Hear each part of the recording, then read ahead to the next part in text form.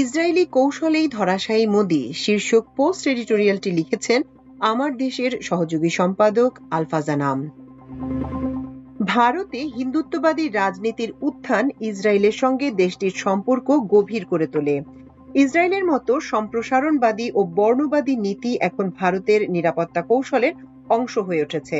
Israel যেভাবে ফিলিস্তিন ছাড়াও সিরিয়া, লেবানন সহ প্রতিবেশী দেশগুলিকে সামরিক শক্তি প্রদর্শন করে ভয় দেখিয়ে থাকে, ভারত ঠিক একই কৌশল গ্রহণ করেছে। ইসরায়েলের ধর্মীয় উগ্রপন্থী দলগুলি যেমন আশপাশের দেশগুলো দখল করে বৃহত্তর ইসরায়েল রাষ্ট্র গঠনের স্বপ্ন দেখে, ঠিক একইভাবে ভারতের উগ্র হিন্দুত্ববাদী সংগঠনগুলো তাদের স্বপ্নের অখণ্ড ভারত গঠনের জন্য আফগানিস্তান থেকে মিয়ানমার পর্যন্ত সব দেশ দখল করার স্বপ্ন দেখে। সম্প্রতি পাকিস্তানে সামরিক অভিযান এই কৌশলের অংশ ছিল।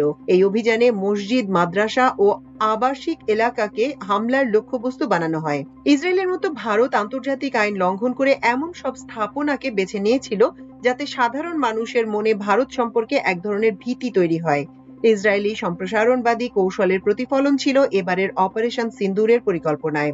ভারতের পশ্চিমা মিত্র দেশগুলো পর্যন্ত এই অভিযানে সমর্থন দেয়নি, কারণ ভারতের দিক থেকে পেহেলগামে সশস্ত্র হামলার সঙ্গে পাকিস্তানের সম্পৃক্ততার কোনো প্রমাণ ছিল না। কিন্তু একটি মাত্র দেশ ভারতকে সমর্থন দিয়েছে, সেটি হলো ইসরায়েল। ইহুদিবাদী রাজনৈতিক দর্শনের সঙ্গে রয়েছে হিন্দুত্ববাদীদের মিল। ভারতের হিন্দুত্ববাদী সরকারের অভ্যন্তরীণ নীতিতে আমরা এর প্রতিফলন দেখতে পাই। ইসরায়েল গাজা উপত্যকা ও অধিকৃত পশ্চিম তীরে ফিলিস্তিনিদের ঘরবাড়ি যেভাবে গুড়িয়ে দিচ্ছে, একইভাবে ভারত সরকার আইনের সমতা, উন্নয়ন ও আধুনিকতার নামে দেশটির মুসলমানদের ঘরবাড়ি, ব্যবসা প্রতিষ্ঠান ও মসজিদ, মাদ্রাসা গুড়িয়ে দিচ্ছে। ইসরায়েলি ইহুদিবাদী মডেল অনুসরণ করে ভারতের উগ্র হিন্দুত্ববাদীরা দেশটিতে মুসলিম নিপীড়ন চালিয়ে যাচ্ছে।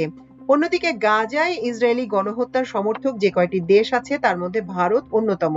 এমনকি ভারত ইসরায়েলের গাজা অভিযানে ক্ষেপণাস্ত্র, ড্রোন, বোমা তৈরির উপাদান ও অন্যান্য সমরাস্ত্র দিয়ে সাহায্য করেছে। ইসরায়েলের উপর আন্তর্জাতিক অস্ত্র নিষেধাজ্ঞা আরোপের প্রস্তাবকেও সমর্থন করেনি ভারত। ভারতের 12,000-এর বেশি শ্রমিক গিয়ে ইসরায়েলে কাজ করেছে ফিলিস্তিনি শ্রমিকদের পরিবর্তে। ভবিষ্যতে ইসরায়েল ভারতে কৃত্রিম বুদ্ধিমত্তা নির্ভর সমরাস্ত্র কারখানা স্থাপনের পরিকল্পনাও করছে। ভারত গত দশকে ইসরায়েল থেকে $2.9 বিলিয়ন মূল্যের সামরিক হার্ডওয়্যার আমদানি করেছে, যার মধ্যে রয়েছে রাডার, নজরদারি যন্ত্র, যুদ্ধ ড্রোন এবং ক্ষেপণাস্ত্র। স্টকহোম ইন্টারন্যাশনাল পিস রিসার্চ ইনস্টিটিউটের তথ্য অনুযায়ী ভারত বিশ্বের বৃহত্তম অস্ত্র আমদানিকারক। 2012 থেকে 2022 সালের মধ্যে $37 বিলিয়ন মূল্যের অস্ত্র কিনেছে।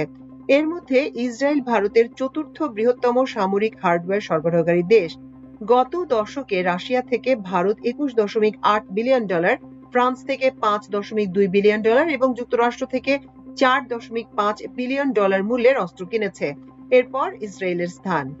ইসরায়েলের এলবিট সিস্টেমস ভারতের আদানি গ্রুপের সঙ্গে হায়দ্রাবাদে হারমিস 900 ড্রোন তৈরি করে। এবারের পাক ভারত যুদ্ধে এবং গাজায় ইসরায়েলি হামলায় এসব ড্রোন ব্যবহার করা হয়। 2014 সালে প্রধানমন্ত্রী নরেন্দ্র মোদী ক্ষমতায় আসার পর থেকে ইসরায়েল থেকে রপ্তানি করা অস্ত্র প্রায় 42.1% এসেছে ভারতে। অর্থাৎ সামরিক খাত থেকে ইসরায়েলের আয়ের অন্যতম উৎস হলো ভারত।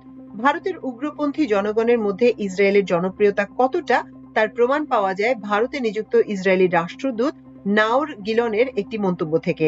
2023 সালের অক্টোবরে গাজায় ইসরায়েলি বিমান হামলার পর তিনি বলেন, সবাই আমাকে বলছে আমি স্বেচ্ছাসেবক হতে চাই, আমি ইসরায়েলের জন্য লড়াই করতে চাই। তিনি দাবি করেন ভারতীয়দের কাছ থেকে এতটাই সাড়া পাওয়া গেছে যে তিনি শুধু ভারতীয়দের দিয়ে আরেকটি ইসরায়েলি সেনাবাহিনী গঠন করতে পারেন।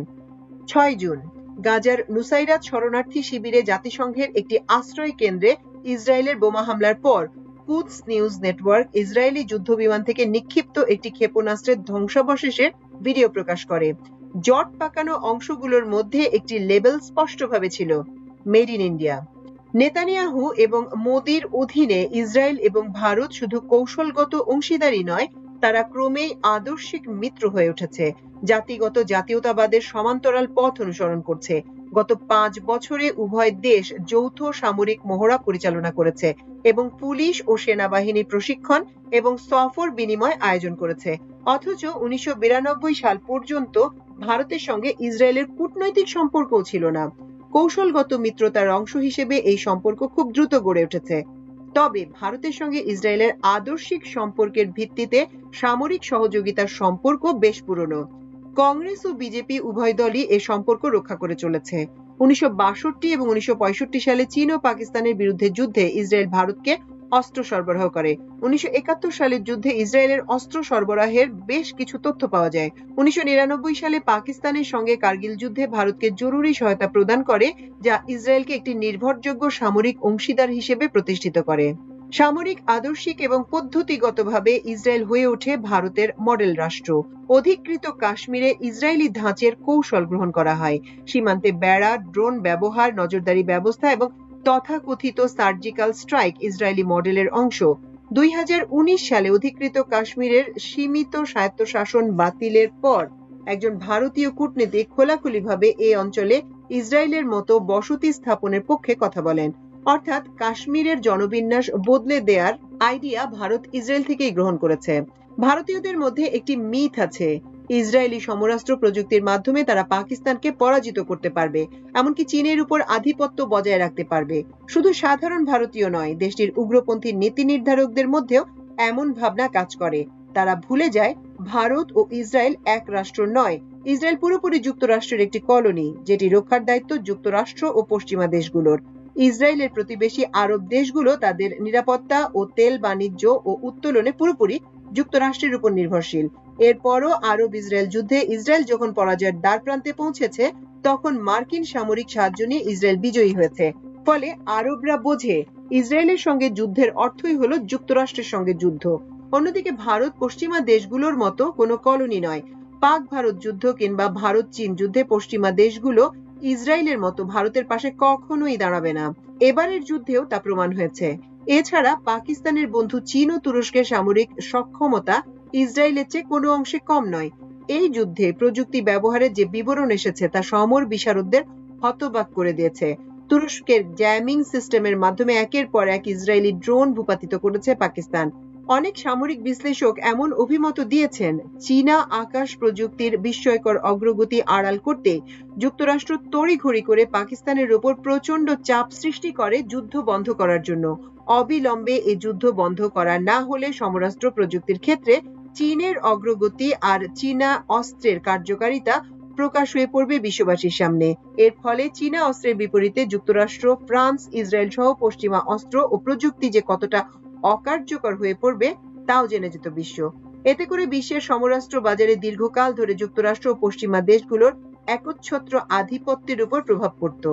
ইতিমধ্যেই চীনা যুদ্ধ বিমান, এয়ার ডিফেন্স সিস্টেম এবং PL-15 মিসাইলের যে সাফল্য দেখিয়েছে পাকিস্তান, তাতেই প্রশ্নের মুখে পড়েছে পশ্চিমা প্রযুক্তি ও যুদ্ধ কৌশল। পাকিস্তান যুদ্ধ করছিল চীন এবং তাদের নিজস্ব তৈরি অস্ত্র নিয়ে, সঙ্গে ছিল তুরস্কের অস্ত্র প্রযুক্তি। এসব অস্ত্র নিয়ে পাকিস্তান মাত্র 5 ঘন্টার ব্যবধানে ভারতকে সম্পূর্ণ ধরাশায়ী করে। 10 মে আকস্মিক যুদ্ধবিরতির কারণ হিসেবে আন্তর্জাতিক গণমাধ্যমে এমন তথ্য এসেছে যা অবাক করার মতো। যুক্তরাষ্ট্রের গোয়েন্দারা জানতে পারে এ যুদ্ধে দ্রুত প্রবেশ করতে যাচ্ছে চীন। পাকিস্তানকে সামনে রেখে ভারতকে চূড়ান্ত রূপে শায়েস্তা করতে চেয়েছিল চীন। এজন্য পাকিস্তানকে যাবতীয় সহায়তা দেওয়ার উদ্যোগ গ্রহণ করে বেইজিং। যুক্তরাষ্ট্র বুঝতে পারে এ যুদ্ধের মাধ্যমে পাকিস্তানকে সামনে রেখে অনেক গোপন অস্ত্রের পরীক্ষা চালাবে চীন। ভারতের বিরোধী দলের নেতা রাহুল গান্ধীর বক্তব্যে এমন আভাস পাওয়া যায়। তিনি অভিযোগ করেন তার দেশ এমন কিছু পদক্ষেপ নিয়েছে যাতে চীন ও পাকিস্তান আরো বেশি ঘনিষ্ঠ হয়েছে। অথচ ভারতের কৌশল হওয়া উচিত ছিল দুদেশের মধ্যে দূরত্ব তৈরি করা। CNN এর খবরে বলা হয়, যুদ্ধ বন্ধে যুক্তরাষ্ট্রকে প্রথমে অনুরোধ করে ভারত। শুধু যুক্তরাষ্ট্র নয়, যুদ্ধবিরতির জন্য সৌদি আরব, ইরান, তুরস্ক সহ আরো বিভিন্ন দেশের দ্বারস্থ হয়েছিল নয়াদিল্লি। ইসরায়েলের অনুসরণে ভারত অতি আত্মবিশ্বাসী হয়ে নানা মিস অ্যাডভেঞ্চারে জড়িয়ে পড়ছে। পাকিস্তানে আক্রমণ ছিল এমনই একটি মিস অ্যাডভেঞ্চার। এর আগে ভারতের গোয়েন্দা সংস্থা ইসরায়েলের গোয়েন্দা সংস্থার মতো যুক্তরাষ্ট্র ও কানাডায় সে দেশের নাগরিকদের হত্যা করেছে, যা পশ্চিমা বিশ্বকে ক্ষুব্ধ করে তোলে। ইসরায়েলকে পশ্চিমা দেশগুলো যে ধরনের কৌশলগত সমর্থন দিয়ে থাকে, একই ধরনের সমর্থন ভারতকে দেবে তা ভুল চিন্তা।